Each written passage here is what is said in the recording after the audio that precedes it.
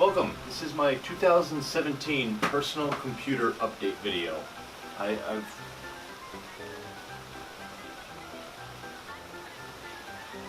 currently got an i7-2700K, that's 4 cores, 8 threads, came with 3.5 gigahertz clock speed, it's been overclocked to 4, it's worked great for gaming, and it's done an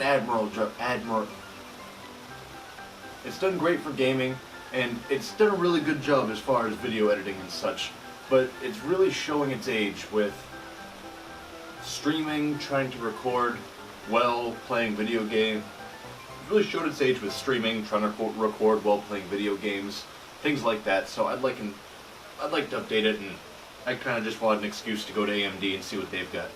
So our new build is going to be Ryzen 7 1700X that runs at, let's see, 3.4 gigahertz base, 3.8 gigahertz precision boost. It can boost to 3.9 under the right conditions, and I believe it's got some room for overclocking. It should. It's got 8 cores, 16 threads, 20 meg of cache. It should be a really beefy processor. To go with that, I've paired it with Corsair Vengeance RAM, runs at 3200 megahertz. That's a lot better than the old stuff, which, let's see if I can pull some of it out here.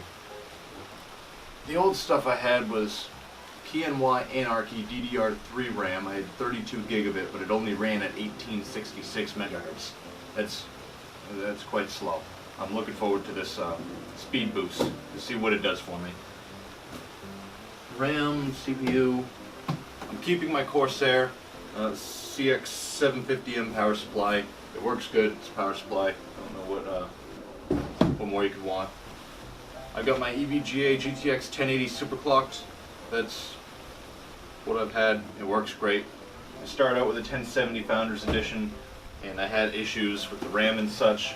I went and got this one, and I will say this is the new version of the 1080 superclocked, the one that doesn't have the RAM issues that the originals did. That's why it's been rebranded, and you can see it's got new designs on the packaging. All that is going on a Prime X370 Pro motherboard. It looked like the best option for me. I'm not really into bells and whistles and the fancy I/O shield thing that's on the. It seemed like a good deal. I went with the deep cooled Neptune twin tower heatsink design thing. I thought it looked good. I got the white version because I got the white RAM, I got the white cooler, got the black motherboard. I think it'll have a nice effect.